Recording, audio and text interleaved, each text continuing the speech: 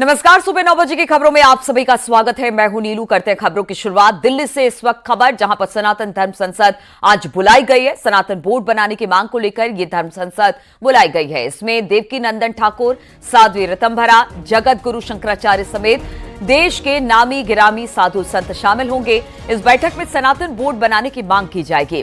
साथ ही श्री कृष्ण जन्मभूमि को अवैध कब्जे से मुक्त कर भव्य मंदिर निर्माण की मांग भी यहां पर उठने वाली है। तमाम सियासी दलों से इसे लेकर समर्थन भी मांगा जाएगा। देवकी नंदन ठाकुर ने इस धर्म संसद में कांग्रेस अध्यक्ष मल्लिकार्जुन खड़गे, एसपी अध्यक्ष अखिलेश यादव, कांग्रेस सांसद राहुल गांधी, बीजेपी अध्यक्ष जेपी नड्डा समेत देश के कई आला नेताओं को भी आमंत्रित किया है। तो आज धर्म संसद का आयोजन दिल्ली में हो रहा है, जहां पर तमाम साधु संत जुड़ेंगे। कई ऐसे मुद्दे हैं जिस पर आज इस बैठक में चर्चा होने वाली है। बातचीत करने के लिए पवन गौर इस वक्त हमारे साथ जुड़ गए हैं। पवन, आज जो धर्म संसद बुलाई गई है उसमें मुख्य तौर से कौन कौन सी ऐसी बातें हैं जो उठाई जाएंगी, और कहा जा रहा है बहुत सारी पॉलिटिकल पार्टी के बड़े नेताओं को भी इसमें आने का न्योता मिला है। दोपहर को 1 बजे से दिल्ली में सनातन धर्म संसद का आयोजन किया जा रहा है। उसमें देवकी नंदन ठाकुर समेत तमाम जो देश के बड़े साधु संत हैं वो इस धर्म संसद में शामिल होने वाले हैं।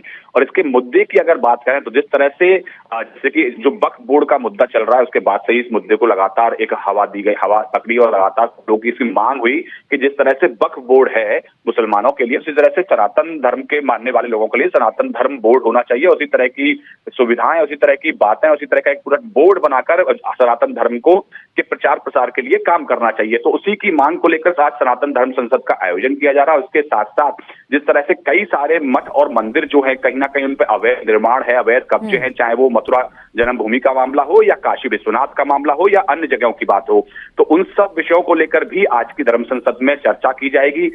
तमाम देश भर के तमाम जो लोग हैं वो यहाँ दिल्ली पहुंचेंगे और दिल्ली पहुंचकर 1 बजे जो सनातन धर्म संसद का आयोजन है उसमें हिस्सा लेंगे। तमाम दलों के लोगों को भी आमंत्रित किया गया है और कहा गया है कि आप सब भी आइए, सनातनी होने के नाते आप इसमें शामिल होइए और आप अपनी तरफ से जिस तरह से आप काम कर सकते हैं, जिस तरह से मदद कर सकते हैं सनातन धर्म की रक्षा के लिए, उसके लिए आप अपनी तरफ से एक काम प्रयास जरूर करिएगा। तो इस तरह से आज जो है सनातन धर्म संसद का आयोजन किया जा रहा है। तमाम बड़े साधु संत इस सनातन धर्म संसद में रहने वाले हैं। कितने बजे से इसकी शुरुआत हो रही है पवन? दोपहर को 1 बजे से इसकी शुरुआत होगी। तमाम साधु संत हालांकि पिछले 10 तारीख से ही 10 तारीख को पहले इसका भूमि पूजन किया गया। उस भूमि पूजन करने के बाद में कल जो है साध्वी ऋतंभरा जो एक रोड शो निकाला गया था उसमें साध्वी ऋतंभरा शामिल हुई थी। उसके बाद में आज तमाम देश भर के साधु संत इस धर्म संसद में हिस्सा लेंगे। चलिए ठीक है पवन, इस खबर पर लगातार नजर बनाए रखिए, आगे भी आपसे बातचीत होती रहेगी। फिलहाल बहुत बहुत शुक्रिया आपका जानकारी देने के लिए। और ग्रेटर नोएडा से खबर, जहां पर बेनेट यूनिवर्सिटी में हंगामा मच गया। छात्रों के ऑनलाइन खाना मंगवाने का समय यूनिवर्सिटी ने तय कर दिया है। 11 बजे के बाद ऑनलाइन फूड डिलीवरी नहीं हो पाएगी। यूनिवर्सिटी के इस फैसले से नाराज छात्रों ने गेट पर हंगामा खड़ा कर दिया। सैकड़ों की संख्या में छात्र इकट्ठा हुए और बवाल खड़ा किया। तो बेनेट यूनिवर्सिटी का, जो कि ग्रेटर नोएडा में स्थित है, बताया जा रहा है कि यूनिवर्सिटी प्रशासन ने कहा कि जो कैंपस है उसके अंदर 11 बजे के बाद किसी तरह के खाने की डिलीवरी नहीं की जाएगी। इसी के बाद जो छात्र वहां पर पढ़ाई कर रहे थे उनका हंगामा फूटा। यूनिवर्सिटी के इस फैसले से नाराज छात्रों ने गेट पर जबरदस्त हंगामा किया। सैकड़ों की संख्या में छात्र इकट्ठा हुए और बवाल किया। उनका कहना है कि ये सही नहीं है। खाना, हम चूंकि रात भर पढ़ते हैं, स्टूडेंट्स हैं, और ऐसे में अगर एक समय तय कर दिया जाएगा तो हमारे लिए बड़ी दिक्कत हो जाएगी। और इसी को लेकर ये छात्र इस तरह से यूनिवर्सिटी कैंपस के गेट पर खड़े होकर हंगामा करते दिखाई दिए। बातचीत करने के लिए हिमांशु शुक्ला इस वक्त हमारे साथ फोन लाइन पर जुड़ गए हैं। हिमांशु, बेनेट यूनिवर्सिटी में हालांकि हमने देखा है कि कई ऐसे यूनिवर्सिटीज हैं जिनके कैंपस में एक समय निर्धारित किया गया है कि उसके बाद ना आप बाहर जा सकते हैं या बाहर का कोई सामान अंदर आ सकता है, लेकिन बेनेट यूनिवर्सिटी में क्या कहा गया यूनिवर्सिटी प्रशासन की तरफ से जिसके बाद इतना हंगामा हुआ?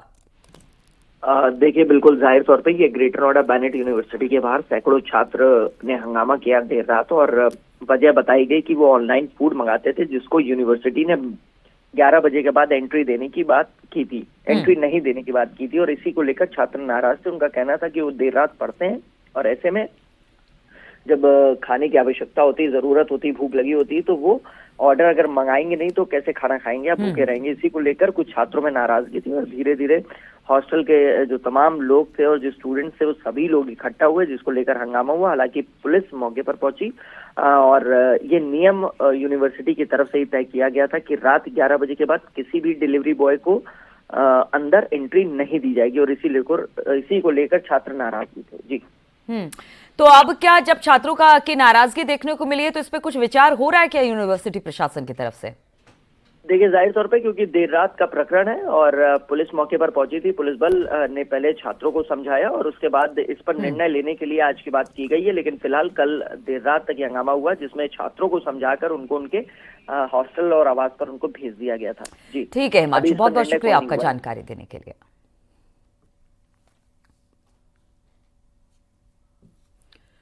मऊ में बाइक में टक्कर के बाद हुए विवाद में चाकूबाजी में 2 लोग घायल हो गए। इसके बाद 2 पक्षों में जमकर पथराव हुआ। पथराव में सीओ घोसी और थाना प्रभारी घायल हो गए। इतना ही नहीं, घोसी सीएससी में भी तोड़फोड़ की गई। गुस्साए लोगों ने गोरखपुर वाराणसी नेशनल हाईवे को भी जाम कर दिया।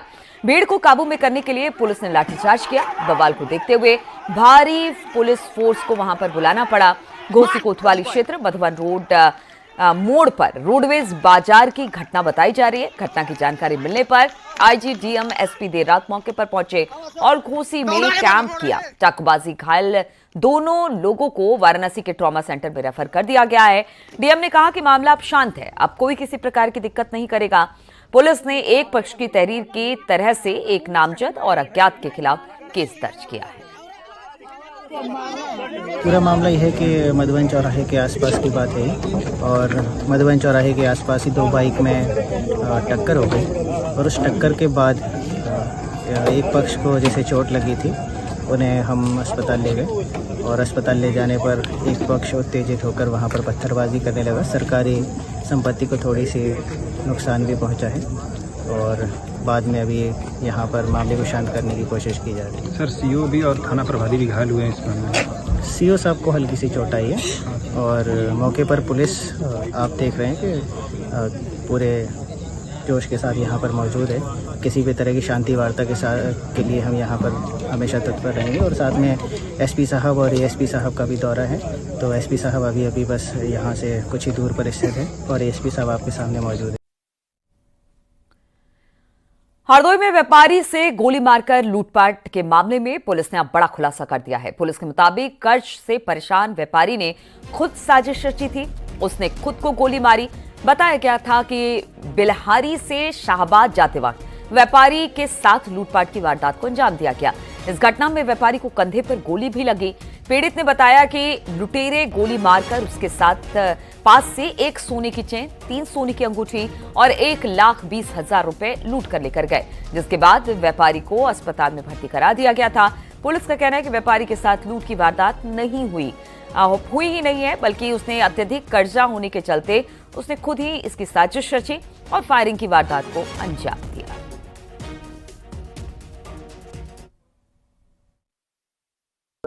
शाहबाद तथा घटनास्थल के आसपास जो पेट्रोल पंप है उनका सीसीटीवी फुटेज का विश्लेषण किया गया तो ये तथ्य प्रकाश में आया कि घटना के समय इनके पास कोई भी बैग नहीं था, न ही इन्होंने कोई ज्वेलरी पहन रखी थी। साथ ही साथ जो घटनास्थल के पास का पेट्रोल पंप है उसके फुटेज से क्लियर है कि एक घटनास्थल पे ये 10 मिनट में इन्होंने 3 राउंड लगाए थे और बहुत ही इनका जो बिहेवियर उस समय था बहुत ही संदिग्ध बिहेवियर था। जब ये तथ्य उनके सामने लाए गए तो उन्होंने ये स्वीकार किया कि वो मानसिक अवसाद से ग्रसित है। इनके ऊपर कई लोगों का कर्जा है और ये डिप्रेशन में है, इसी कारण उन्होंने ये घटना स्वतः कारित की। हरदोई में सीएम सामूहिक विवाह योजना में नवविवाहित जोड़ों के लिए दिए जाने वाले गिफ्ट में बड़ा खेल सामने आया है। सरकारी योजना के तहत कपड़े, डिनर सेट और अन्य उपहारों की आपूर्ति में भारी फर्जीवाड़ा किया गया। सरकार की ओर से दिए जाने वाली साड़ी की लंबाई बताया जा रहा है कि कम की गई। डिनर सेट का वजन घटाया गया। इसकी जानकारी मिलने पर डीएम ने सामान लौटाया। एफआईआर के आदेश दिए गए हैं। सामानों की सप्लाई करने का जो टेंडर जिस फॉर्म को दिया गया था उसने इसमें ही खेल कर दिया। 5.5 मीटर की साड़ी सैंपल में दिखाई गई, लेकिन 4.5 मीटर की साड़ी ही भेज दी गई। 9 किलोग्राम वजन के डिनर सेट की जगह 5.5 किलोग्राम का डिनर सेट भेजा और अब इस पूरे मामले में एफआईआर दर्ज कराने के आदेश दे दिए गए हैं।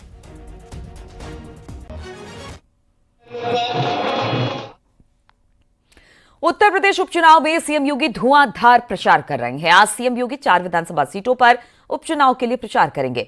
प्रयागराज की फूलपुर विधानसभा के लिए सीएम योगी बीजेपी उम्मीदवार दीपक पटेल के समर्थन में जनसभा को संबोधित करेंगे। इस जनसभा में उत्तर प्रदेश लोक सेवा आयोग के खिलाफ आंदोलन चलाने वाले कुछ छात्र सीएम का धन्यवाद करने के लिए पहुंच सकते हैं। इसके बाद सीएम योगी कानपुर की सीसामऊ विधानसभा सीट के लिए रोड शो करेंगे। रामबाग तिराहे से संगीत टॉकी चौराहे तक करीब 1.5 किलोमीटर का रोड शो होगा। बीजेपी उम्मीदवार सुरेश अवस्थी के पक्ष में माहौल बनाएंगे। अलीगढ़ की खैर विधानसभा में सीएम योगी दोपहर 3:20 पर जनसभा को संबोधित करेंगे, जहां पर वो जनता से बीजेपी उम्मीदवार सुरेंद्र दिलेर को वोट देने की अपील करेंगे। शाम को गाजियाबाद में सीएम योगी बीजेपी प्रत्याशी के समर्थन में यानी कि संजीव शर्मा के समर्थन में रोड शो करेंगे। चाणक्य चौक से संतोष मेडिकल कॉलेज तक तकरीबन 2 किलोमीटर लंबा रोड शो योगी का होगा।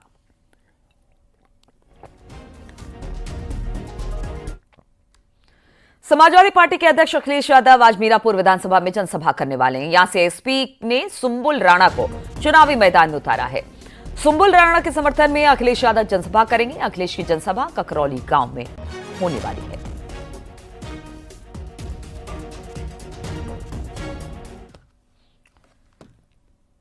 डिप्टी सीएम ब्रजेश पाठक ने मुसलमानों को बिरयानी का उदाहरण देते हुए समझाया।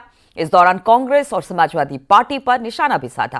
उन्होंने कहा कि बगैर तेजपत्ते की बिरयानी अच्छी नहीं लगती, लेकिन बिरयानी बनने के बाद तेजपत्ता अलग किया जाता है और कांग्रेस समाजवादी पार्टी ने यही काम किया आप लोगों के साथ। मुरादाबाद की कुंद्रा की विधानसभा में चुनाव प्रचार के दौरान उन्होंने ये बातें कही।